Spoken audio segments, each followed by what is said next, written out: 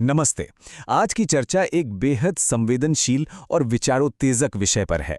हाल ही में एक ऐसी सोर्स मटेरियल सामने आई है जिसने भारत-पाकिस्तान संबंधों को लेकर एक बहुत ही गहरा और ऐतिहासिक दावा पेश किया है। ये विश्लेषण एक सीधा सवाल उठाता है, क्या दोनों देशों के बीच कूटनीतिक बातचीत यानी डिप्लोमेटिक टॉक्स वाकई शांति लाते हैं या फिर किसी नई अशांति का कारण बनते हैं?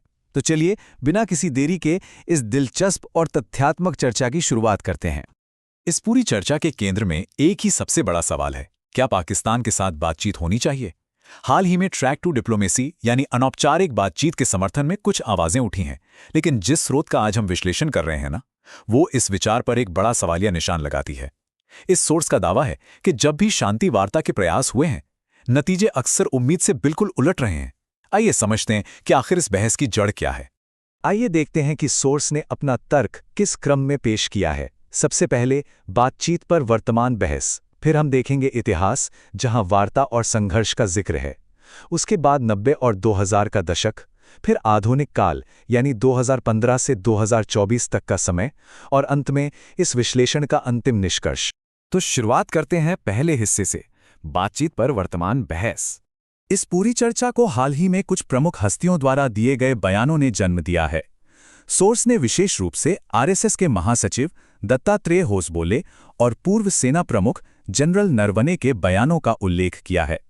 विश्लेषण ये दर्शाता है कि जहां पहले आरएसएस के प्रमुख विदेश नीति पर सार्वजनिक बयानबाजी से बचते थे, वहीं अब खुले तौर पर ट्रैक टू डिप्लोमेसी का समर्थन किया जा रहा है।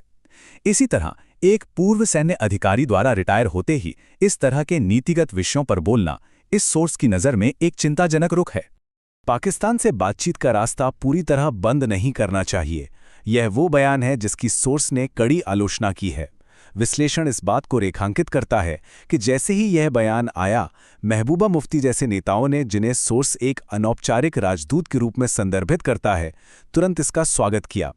सोर्स का यह मानना है कि इस तरह के बयानों से उन ताकतों को बल मिलता है जो अतीत की घटनाओं को नज़रअंदाज कर रही हैं। अब आते हैं दूसरे हिस्से पर, इतिहास, जिसमें वार्ता और संघर्ष दोनों शामिल हैं। यहाँ पर सोर्स एक बहुत ही दिलचस्प ऐतिहासिक पैटर्न की ओर इशारा करता है। शुरुआती दौर में शांति वार्ता और उसके ठीक बाद हुए संघर्ष के बीच का समय सच में हैरान करने वाला है।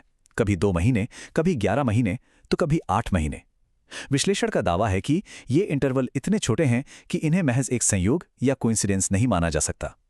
दशकों पुराने कूटनीतिक प्रयासों और उनके तुरंत बाद हुई हिंसक घटनाओं के बीच एक सीधा संबंध स्थापित करने का प्रयास यहाँ किया गया है। इस पैटर्न को थोड़ा और करीब से समझते हैं। सोर्स के अनुसार जवाहरलाल नेहरू की मृत्यु के बाद जब लाल बहादुर शास्त्री ने अयूब खान से बात की, तो महज 2 महीने बाद ऑपरेशन जिब्राल्टर और 1965 का युद्ध हो गया। ठीक इसी तरह 1988 में राजीव गांधी और बेनज़ीर भुट्टो की बातचीत के 11 महीने बाद कश्मीर से पलायन की त्रासदी देखी गई, और 1997 में आई.के. गुजराल की कूटनीति के सिर्फ 8 महीने बाद वंधामा में 23 कश्मीरी पंडितों का नरसंहार हुआ। ये आंकड़े इन घटनाओं को सीधे एक दूसरे से जोड़ते हुए नजर आते हैं। चलिए आगे बढ़ते हैं तीसरे हिस्से की तरफ, 90 और 2000 का दशक। 90 के दशक के अंत और 2000 के दशक की शुरुआत के तनावपूर्ण दौर में ये समय का अंतराल और भी कम हो गया। बातचीत और गंभीर संघर्षों के बीच का वक्त सिमटकर महज 3 महीने, 1 महीना और 5 महीने रह गया। आंकड़े इशारा करते हैं कि इस दौर में बातचीत की मेज से उठने और हमलों के शुरू होने के बीच सच में बहुत ही कम समय लगा। सोर्स यहाँ कुछ और गंभीर ऐतिहासिक दावों को सामने रखता है। याद दिला दें कि 1999 में अटल बिहारी वाजपेयी और नवाज शरीफ की बातचीत के केवल 3 महीने बाद कारगिल युद्ध छिड़ गया था। साल 2000 में गृह सचिव कमल पांडे द्वारा हिजबुल मुजाहिदीन से ट्रैक टू बातचीत करने के सिर्फ 1 महीने बाद ही 36 सिंहपुरा नरसंहार हुआ। फिर आगरा शिखर सम्मेलन के 5 महीने बाद भारतीय संसद पर हमला हुआ, और तत्कालीन विदेश मंत्री प्रणब मुखर्जी की शाह महमूद कुरैशी से बातचीत के ठीक 6 महीने बाद मुंबई में 26/11 के हमले हुए। अब नजर डालते हैं चौथे हिस्से पर, आधुनिक काल यानी 2015 से 2024 तक का सफर। ये ऐतिहासिक यात्रा अब बिल्कुल वर्तमान में आ पहुंचती है। सोर्स का ये मजबूत दावा है कि जो पैटर्न 1960 के दशक से शुरू हुआ था, वो आज भी अटूट रूप से जारी है। विश्लेषण केवल अतीत तक सीमित नहीं है, बल्कि ये वर्तमान प्रशासन के कूटनीतिक प्रयासों को भी उसी पैमाने पर मापता है। और जानकर हैरानी होगी कि एक मामले में तो ये अंतराल घटकर महज 1 सप्ताह यानी सिर्फ 1 हफ्ते का रह गया है।